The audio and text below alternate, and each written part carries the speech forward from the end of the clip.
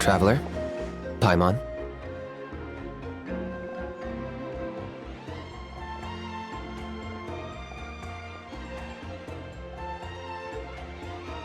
Kanich! Fancy meeting you here! We've actually been looking for you.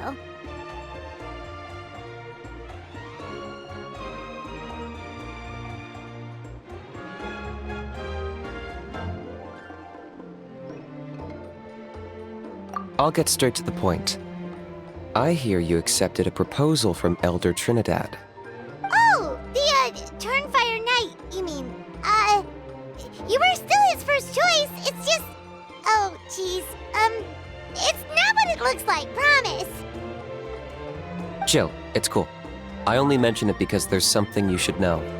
And I suspect Elder Trinidad hasn't been completely forthcoming with you. His true intention is to resolve the Mountain King problem once and for all. Once and for all? You mean this'll be the last Turnfire Knight ever? That's right. He wants to use you to send the Mountain King to the Night Kingdom. To the Night Kingdom? You mean... To his death. Whoa, are you serious right now? You shouldn't go blurting out accusations like that. It could get you in trouble. Too blunt? Okay. I'll phrase it more gently. There is potentially a possibility that Elder Trinidad may be hoping that during the course of the ceremony, you kill the Mountain King dead. But that's ridiculous. He told us the Mountain King is a living symbol of your tribe's glory. And that glory comes at a price. Oh, that's right. The Mountain King is a living symbol of our glory, but even this glory comes at a price. Ah, yes, and Nana wasn't the first.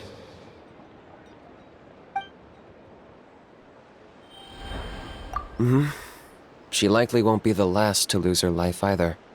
Still, is killing the Mountain King really the only way? It seems so extreme.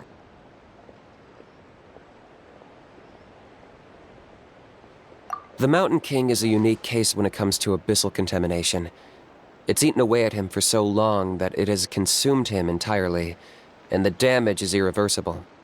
That evil power has both driven him insane and kept him alive over the centuries.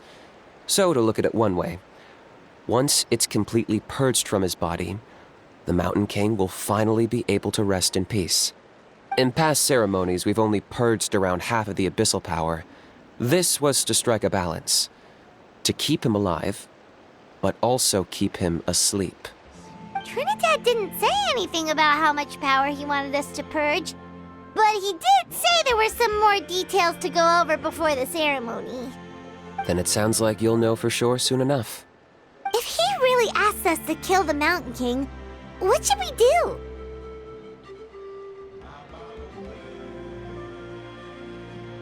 I know this must come as quite a shock, so I suggest you act like you didn't hear anything for now. But would you have time to visit the chief after your meeting with Elder Trinidad? I'd like to make a deal with you. What kind of deal? One that comes at a very reasonable price. I'm sure you have plenty of other questions, but we can talk more later. Good. See you soon.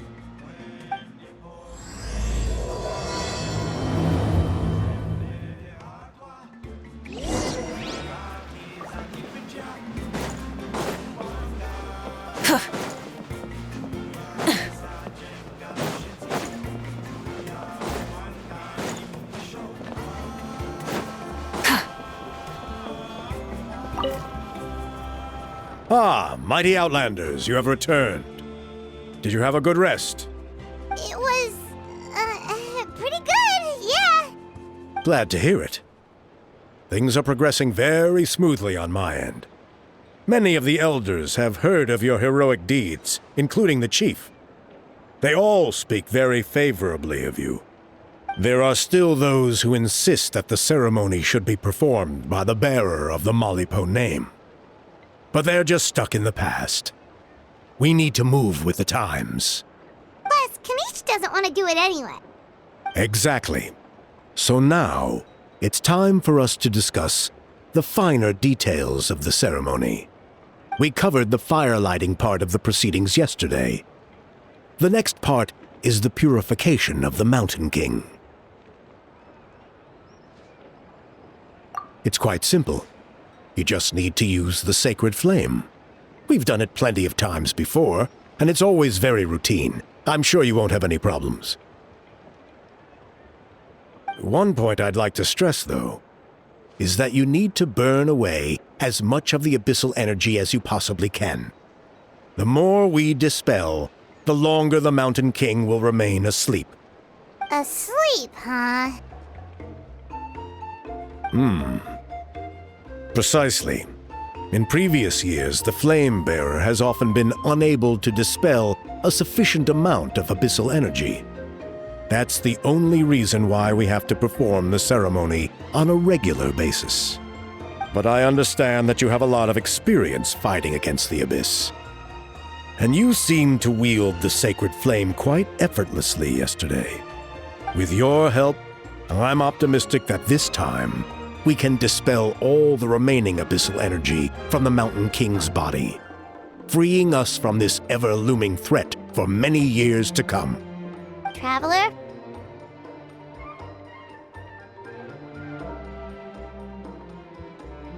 So this doesn't faze you at all, huh? You clearly have a lot of confidence in yourself. That's really all you need to know.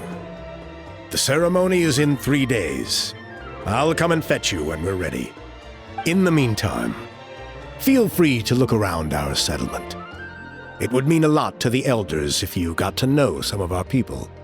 And if you wouldn't mind helping them out with a few errands here and there, that would be even better. So now we have extra errands to run? Maybe we should add a little extra to the price.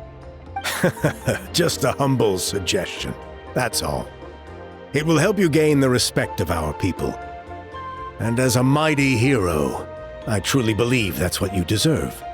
I'll be sticking around over the next few days, so if you have any questions, you know where to find me.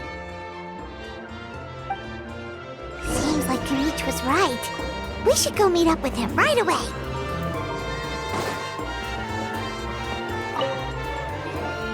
Huh, you're here. Kanich! Elder Trinidad said that... I can tell. It's written on your faces. Is that the Traveler and Paimon? Forgive me for not being there to welcome you on your arrival. That should have been my duty as chief. Hello, Chief Waina. I only heard the news from Trinidad yesterday, so I asked Kinich to invite you over for a quick chat. I believe Kinich has already filled you in, so I'll get straight to the point. Firstly, I fully endorse your appointment as flame bearers for the upcoming Turnfire Night. However, I would like to request that you take steps to ensure the Mountain King's safety. Every child of our tribe grows up hearing the tales of our heroes, from Yupanqui the Firebringer to Burkina and the Mountain King who fought against the Abyss. This is our history and our heritage, the source of our pride and the center of our faith. To kill the Mountain King would be to destroy our spirit. I would never be able to face our ancestors in the Night Kingdom. Nana's death was a great tragedy, and I do not blame Trinidad for the actions he has taken. Nevertheless, I cannot allow any harm to come to the Mountain King. The very roots of our identity are at stake. My honored guests, please give this matter your serious consideration. Perhaps there is, but despite all our attempts to contain the situation over the years, we've not found it. Right now, I should like to hear where you stand on this matter. Though I sense that your mind is not yet made up, I'm still comforted by your words. There are 3 days left before the ceremony. I hope they will bring you clarity. So, Kanich, earlier you were saying that... Let's walk and talk. I'll show you around the tribe. That works too. Paimon needs to get some air after this.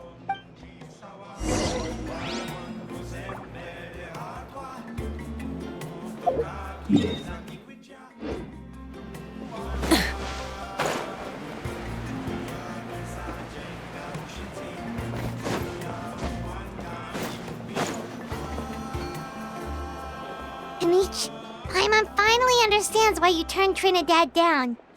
You knew what he was planning, didn't you? That's why you didn't want to be the flame bearer this time, because it's a double-edged sword. The whole Mora thing was just a sneaky excuse. Double-edged sword is right. But my response wasn't merely an excuse. To solve this exceptional problem, an exceptional price must be paid. I'm working on it. Really? Well, come on then, let's hear it. In a moment. Didn't you have a question you were about to ask me? Oh, yeah. What was it again? Oh, right. We need to talk about How. He's completely unhinged. I agree that he has a problem. He needs disciplining, so I hired him a teacher. You got him a teacher? Oh, Paimon would love to see him get scolded for bad behavior. Anyway, moving on. When we ran into a How, he said you two were investigating some abyss thing together. Is that related to the whole Mountain King situation? Yes, that's the angle I've been working on. I'm a Saurian hunter, but I occasionally hunt the abyss too. One time I was pursuing some purple demonic dogs when I accidentally entered a hidden space. I did some research after the fact. Apparently they're known as beastly rifts, and there are many of them of all different sizes. That's where those purple dogs were coming from.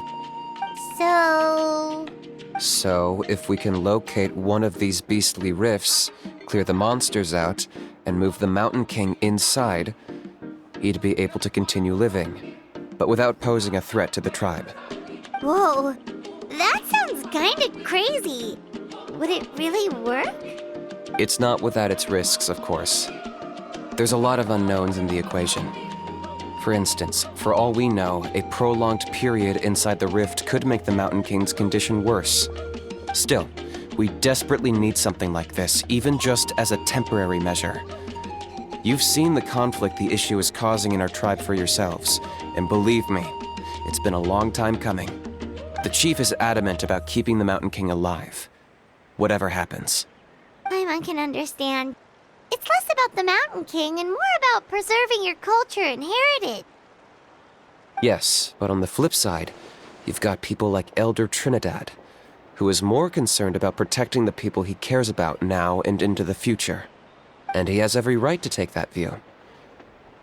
It's one thing to try and preserve the last remnants of a glorious past, but making your kin pay the price for it?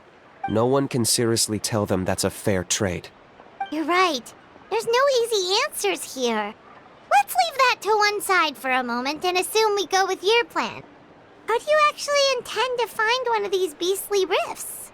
Because at least in our experience, the dogs open the rifts when they want to attack us, not the other way around. I think I know a way. You have any better ideas? Not at the moment, but it just feels like using the power of the Abyss for our own ends isn't gonna end well. After all, the Abyss is what turned the Mountain King into a monster in the first place. People are gonna think you've lost your marbles. If it doesn't end well, then that's the price we pay. Everything in the world comes at a price. Even when Yupanqui, the Firebringer, stole the Turnfire, it cost him dearly. The Mountain King's erratic outbursts have brought tensions within the tribe to a boiling point.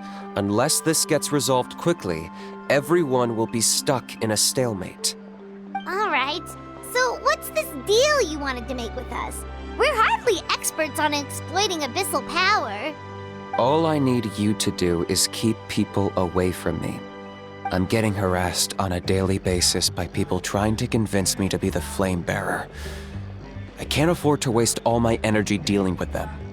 If you help me out, there'll be a gift for you in return. Ooh, what kind of gift? Something well worth your while, I'd say. Just keep doing what you've been doing. Integrate yourself with the tribespeople, so everyone comes to terms with the fact that we have a new flame bearer. That way, I won't have an endless stream of people coming to beg me to join the ceremony, and I can focus on finding a way to summon the beastly rift. Then, when the day of the ceremony comes, we'll move the Mountain King into his new home. Still sounds pretty crazy. Even for a daredevil like you, that's dangerous. And even if it works, what if neither Chief Lina nor Elder Trinidad are happy with it. Have you thought about what you'd do then? At least the two of them would finally be on the same side of the issue, leaving only me on the opposing side. The tribe needs leaders like them far more than a Saurian hunter for hire like me.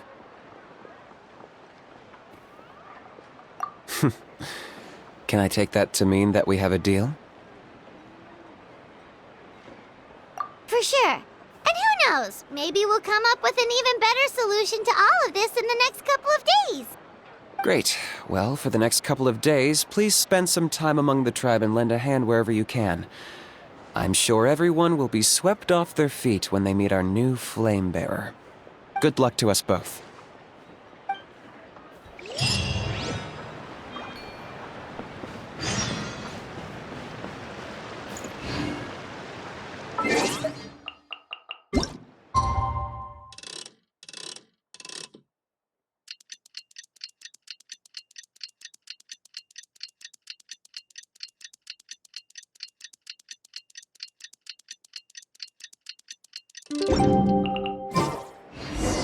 Okay, task for the day. Meet the tribespeople and take some heat off of Kenichi's back.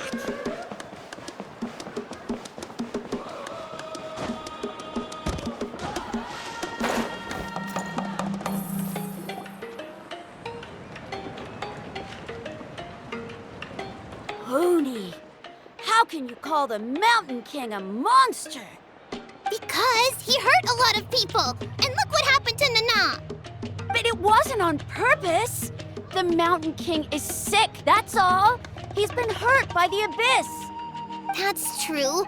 But the fact remains that he's now a threat to all of us. How can you be so harsh to someone who's sick? If you don't take back what you just said, I don't know if we can carry on being friends.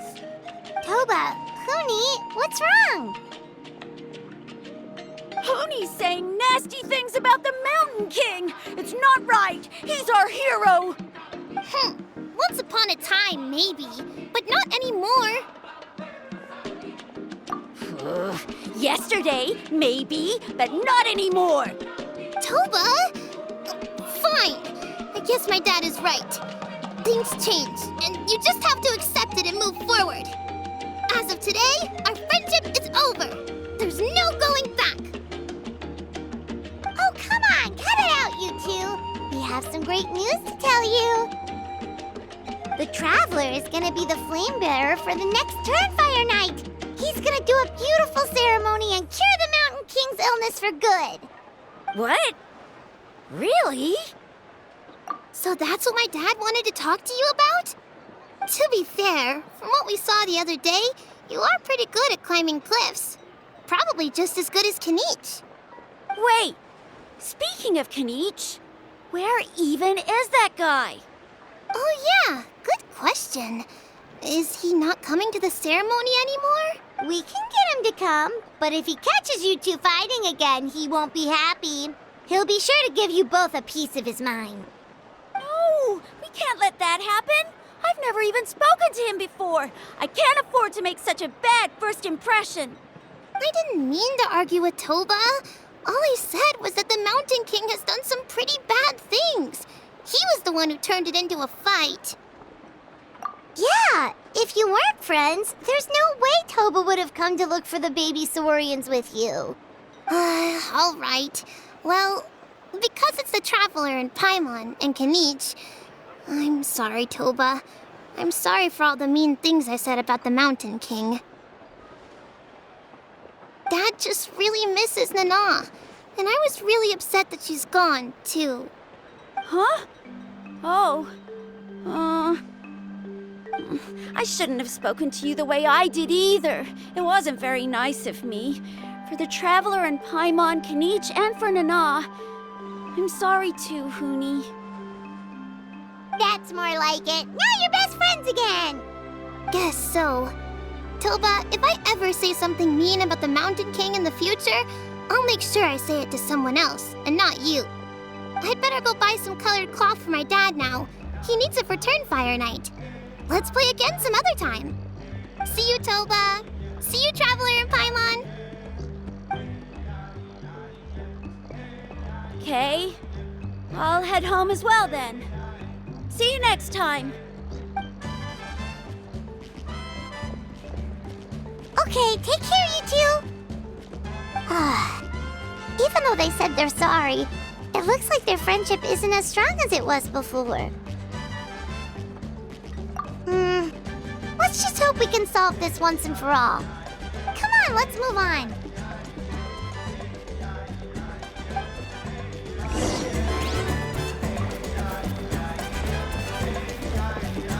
Huh? What's going on over there?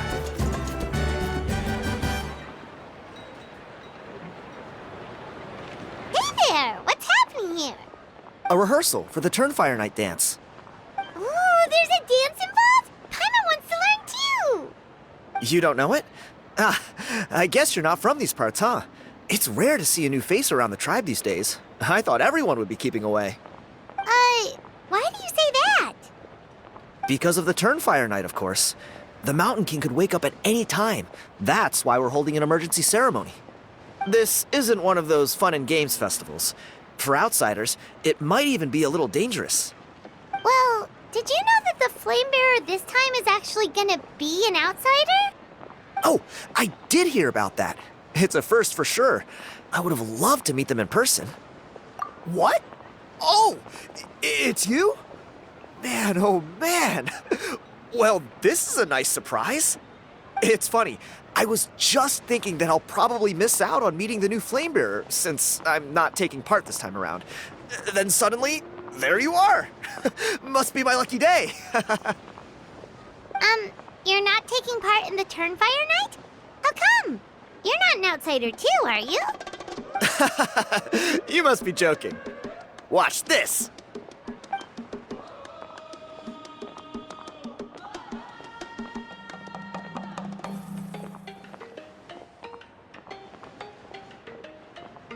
Not bad, right? Yeah, I'm considered one of the better looking guys who dances beneath the pillars of the sacred flame. Been doing it a few years. Always gets the ladies out to watch. Oh, very impressive. So why'd you quit? Well, I feel like the whole Mountain King situation is getting more and more precarious. It's just not safe here anymore. One of our elders' Saurian companions even lost her life not long ago. The question is, what are we going to do about this in the long term? But our leaders don't have any answers for us. They're probably too busy fighting about it amongst themselves. The way things are going, it's only a matter of time before it gets violent. So I figured, you know what?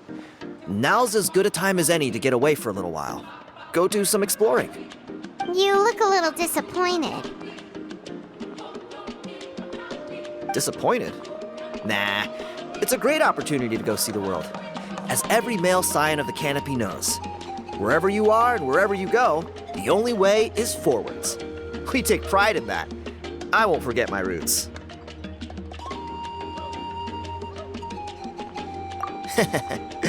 I managed to get in touch with the Saurian Relics Association. They gave me a simple test. Find a decent quality relic, and they'll make me a member. What's the Saurian Relics Association? You've never heard of it? It's a group of amateur history enthusiasts who do research on the ancient Saurian era. They're all about collecting relics and remnants from that age. Speaking of which, the guy who was Flamebearer before you, I've heard that his Saurian buddy comes from that time. A how? A how's a relic from an ancient Saurian civilization? Oh, yeah, him. So you know those two already, huh? Then do you know how they met? It was deep inside some mysterious ruin, and they signed a contract there. The association folks say that the kind of contract usually comes with a huge hidden cost. Really?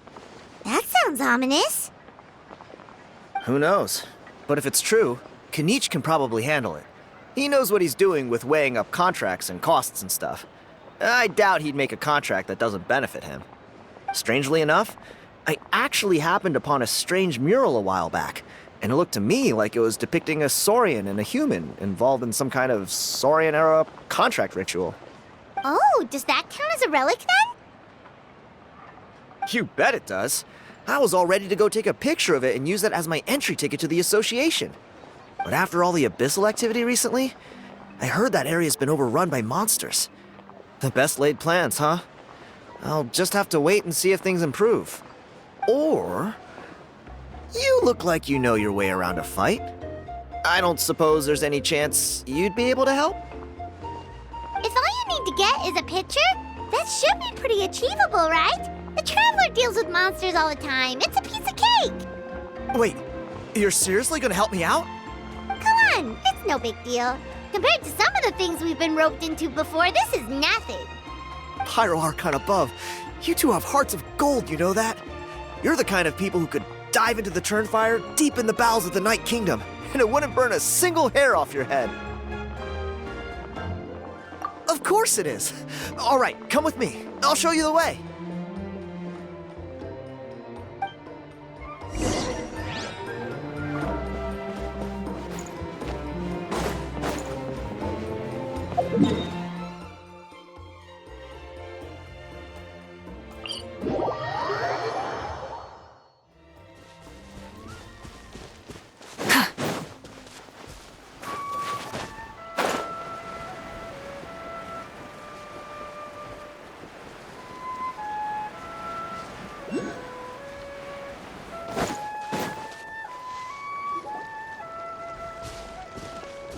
There it is.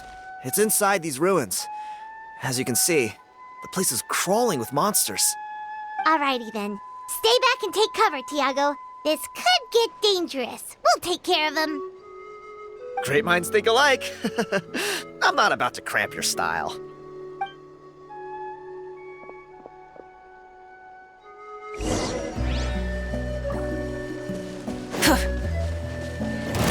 Burn it down! Shower me with Overrule!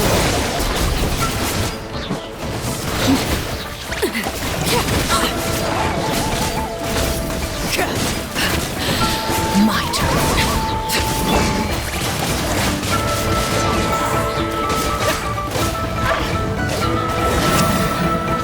Let's ride! Full throttle!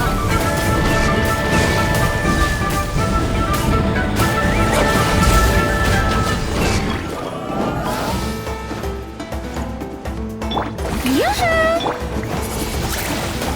Windblade! Laid bare.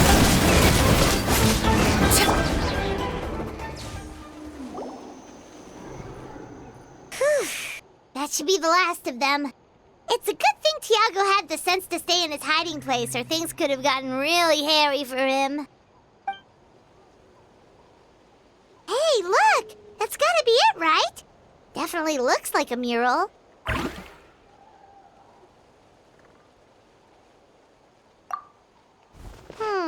True. Now that you mention it, most ancient murals take up a whole huge wall. This looks more like someone with a paintbrush got bored and started doodling. It does match the story he told us, though. There's a Saurian and a human. So, is that supposed to be what an ancient contract ritual looked like? Whatever. We're not here to decipher it. Just photograph it.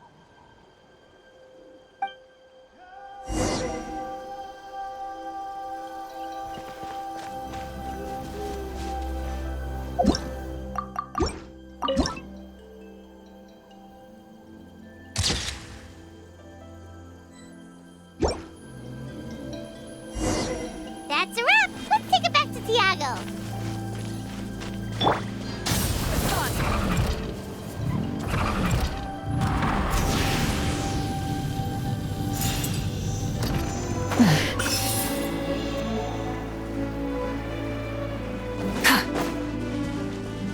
Burn it down!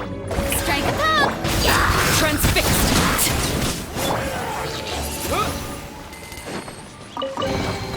I'll keep this close.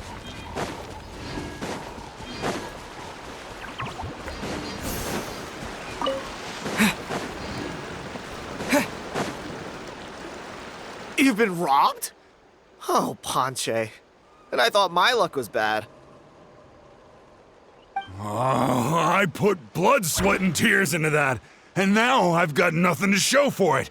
Some gap-toothed goon stole it from me.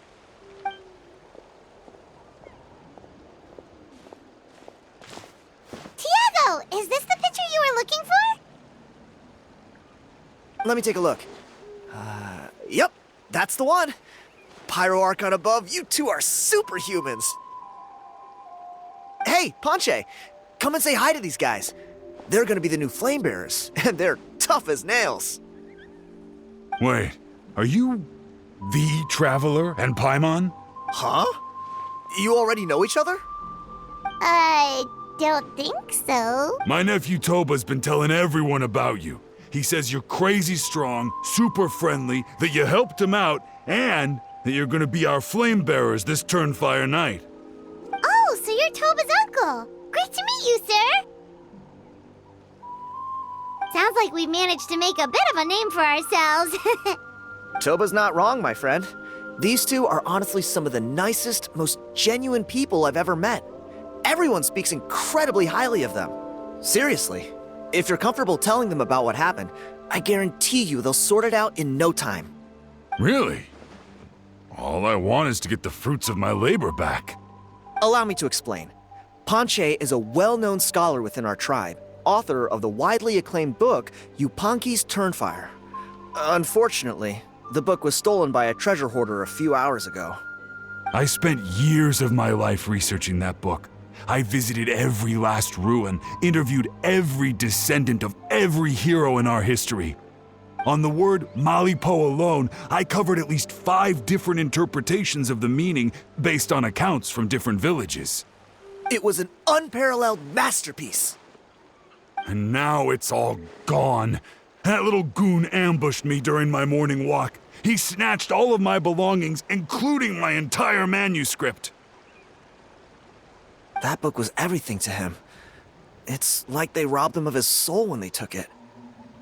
Look at him. Lost and listless. He's a shell of the man he was. Dear honored guests of our clan, I am but a helpless old student. If only for Toba and Tiago's sake, please help me, I beg of you. See what I mean, Ponche? Now you've run into these two, your luck's about to change, big time. I don't know if he's still there, but come on, I'll take you.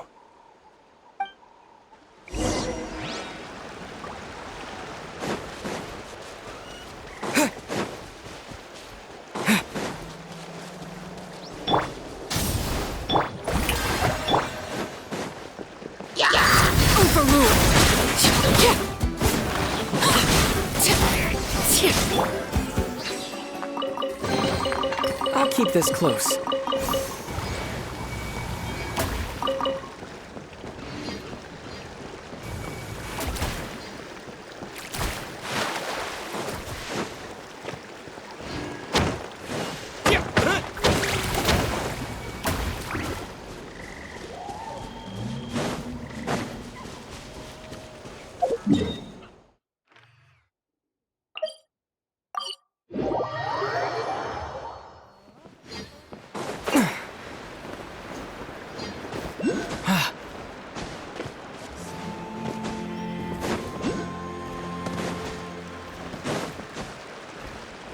This is not the end. Hey! You thieving rat! Give me my things back! What do you want now, you old bum? God, you're a waste of space. Prepare to get shoved butt first into a tree hollow. Oh, what's this? Brought a little bodyguard with you, huh? All right, let's see what you've got. What's this? Eat dirt, suckers!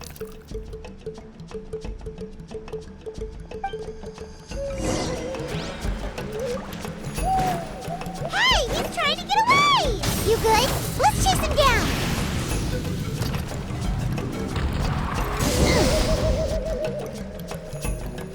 Stop, please! By all the warriors, heroes, gods, and kings, I can't run any longer. Please, I don't have your stuff anymore. Have mercy. Oh, yeah? Well, where is it then? I threw it away. You threw it away? The old bum's bag didn't have a single mora in it. Just a tatty old book, worn out pens, and some old rags. All that time lying in wait was for nothing. I was so mad I just threw all of it away. Is that really the truth? Okay then, where did you throw it away? The same place you found me! Look, I swear on the Pyro Archon it's the truth. May all my worldly possessions be turned to ash by Turnfire if I'm lying. Okay, that's a pretty strong oath. What do we do now? It sounds like he's telling the truth.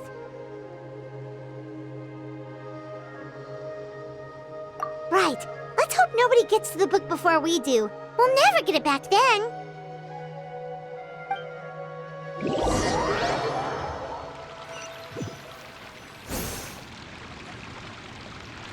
Although the Turnfire is a heroic symbol in Hoytzatlan, it always comes with the more ominous implication of eventual tragedy. This holds true for all bearers of this ancient name in recorded history. Each one of them died of non-natural causes, as if the specter of the Turnfire was always lurking in the background. This appears to suggest the existence of some higher power that is always watching the name-bearer, examining their actions, and eventually demanding payment in return. None can escape this payment, unless, perhaps, they could honestly swear by Turnfire to never make a single mistake in their entire life. Yupanki's Turnfire. What an incredible work on ancient name philology. I can't believe it was just lying there for me to take. Let me see, the author is Ponche. Nice. A gentleman and a scholar. Silence, book muncher! The great Kahulahow will suffer your droning voice no longer. Do you truly find no joy at all in perusing such rich historical records? Joy? What joy is there in this pointless drivel? Well, it makes a pretty shocking prediction. Every bearer of the ancient name Malipo eventually meets a grisly end. Maybe that's the price you pay for the name that means price? What? You're saying Kenichi will die a violent death? So I'll finally get to take over his body? When will that glorious day arrive? The great Kahulahow demands to know! Wow, you are just irredeemable, aren't you? An agent of chaos down to the core. You make us Abyss Order folks look like saints in comparison. Silence, maggot! To presume that anyone compares your kind with the great Kahulahow is sheer vanity. And if that day ever comes, oh, your doom will soon follow. You don't need to lecture me about Doomsday. Here's what I know, based on countless historical texts. All civilizations will be reduced to rubble by the passage of time. From ancient kingdoms, to heavenly thrones, to worlds beyond, there are no exceptions. But from the ruins of every civilization, the dust will rise and never settle, thus transcending the confines of time. That dust is what we call a civilization's spirit. And you, great Kahulahow, are one such speck of dust from a bygone age. I've paid dearly for the chance to observe you up close. Now, let me take a good look at you. We'll see whether any memories of that age still remain inside you.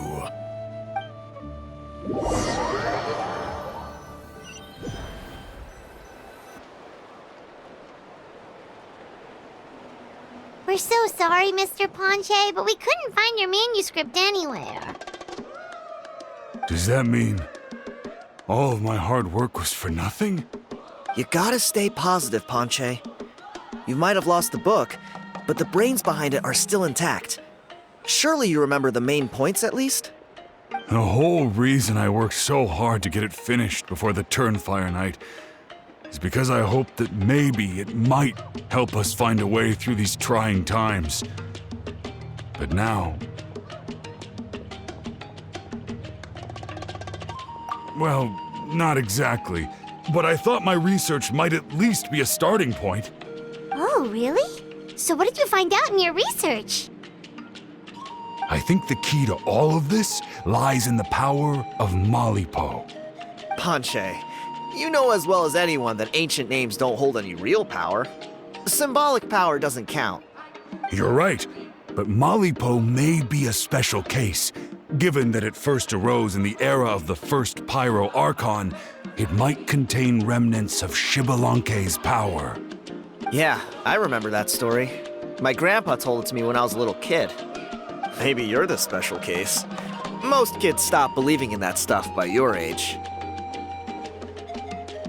I'm not talking about childhood superstitions here. There is evidence. Like what? Like the fact that the Mountain King is still alive. Everyone attributes that to the power of the Abyss. But there's more to it than that. The key factor is that Burkina summoned the power of Malipo at the... If you don't believe me, then answer me this.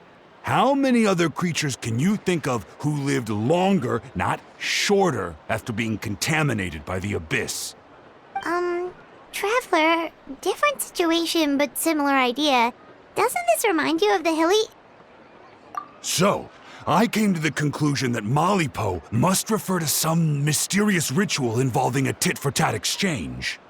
It began with the first Pyro Archon, fell with the Grand Alliance, then was buried in the Night Kingdom. And now, it awaits the call of its new bearer. Hey. Sorry to interrupt, Panche, but you seem to be getting a little overexcited. I'm sorry. I was originally planning on presenting my findings to Kenichi. I'd hoped he would be attending the upcoming ceremony. Sounds to me like you dreamed up one fanciful theory to support another. Kenichi, what are you doing here? I more or less finished what I was doing, so I came to have a quick catch-up. Now a good time? Kenichi! I'm onto something. I haven't worked out all the details, but you have to attend the Turnfire Night. So Mr. Panche here has done a lot of research on the history of the Turnfire, and thinks he might have found a way for you to solve the problem. I'll be there, Panche. Let's go.